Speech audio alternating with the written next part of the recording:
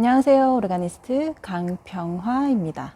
오늘은 파이프 오르간이 어떤 악기인지에 대해서 설명해 드리도록 하겠습니다.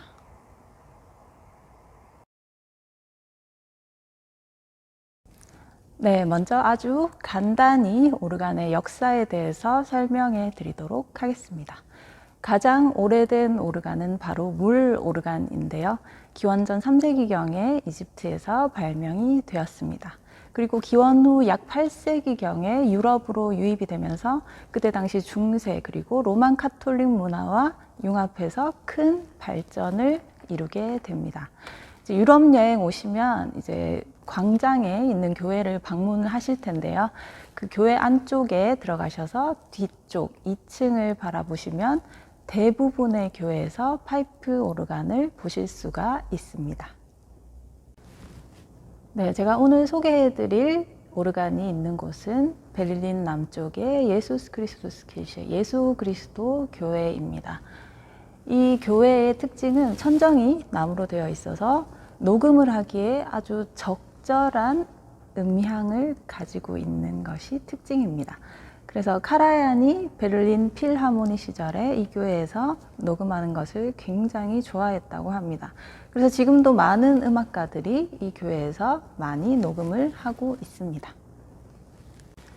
네, 여기는 교회 2층인데요. 먼저 보시면 뒤쪽에 소리를 나게 하는 파이프들이 있고, 그리고 앞쪽에 연주자가 연주를 하는 연주대가 있습니다. 네, 간혹 어떤 분들은 이 파이프들이 장식용이 아니냐라고 하시는 분들도 계시는데 이 파이프들 하나하나 다 소리가 나는 악기입니다. 네, 바깥에 보이는 파이프뿐만 아니라 이렇게 오르간 문을 열어보면 안쪽에도 이렇게 빼곡히 수많은 파이프들이 자리하고 있습니다. 네, 이제 연주대를 한번 볼까요? 네, 가장 먼저 이렇게 손 건반이 보이고 양옆으로 조금 복잡해 보이는 장치들이 있습니다. 이거는 조금 이따가 설명해 드릴게요. 그리고 피아노와 가장 큰 차이점이죠. 오르간은 이렇게 발 건반도 있습니다. 그래서 발로 함께 연주를 해야 합니다.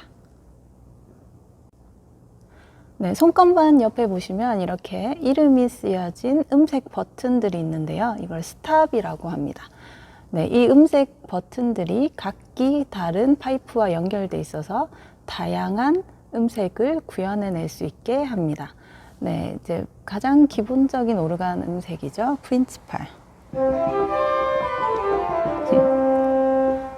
네, 그리고 여기 보시면 플루트 소리도 있습니다. 더 높은 소리로 해볼까요? 네, 이건 플루트 소리와 조금 비슷하죠. 네, 이제 비올라 다 감바라고 이제 현악기 계열의 소리도 있는데 물론 이제 똑같진 않지만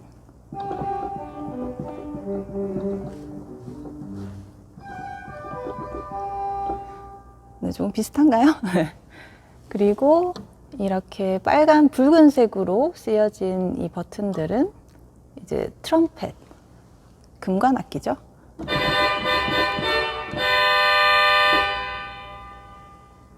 네, 이렇게 다양한 음색들을 조합해서 내가 원하는 소리를 만들게 되는 것입니다. 네, 지금은 아까 설명드린 음색 버튼으로 어떻게 음색을 만들어 나가는지 예를 잠깐 보여드리도록 하겠습니다. 자, 대부분 오르간 하면 생각하시는 크고 웅장한 소리를 한번 만들어 볼게요.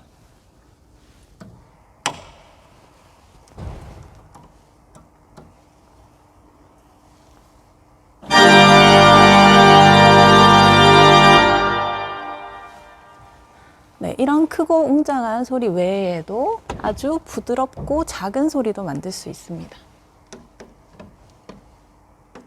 이제 플룻을 한번 이용을 해 보겠습니다. 네, 아주 작은 소리가 완성이 됐죠. 그리고 내가 다른 멜로디를 조금 더 부각시키고 싶다라고 하면 또 다른 음색 버튼을 설정을 하면 됩니다.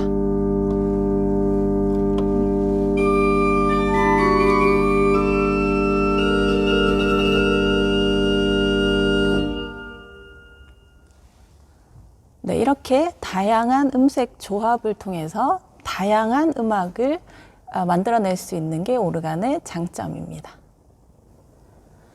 네, 지금까지 아주 간략하게 파이프 오르간에 대해서 설명해 드렸는데요. 파이프 오르간 아직 잘 모르시는 분들에게 작은 도움이라도 되었으면 하는 바람입니다. 감사합니다.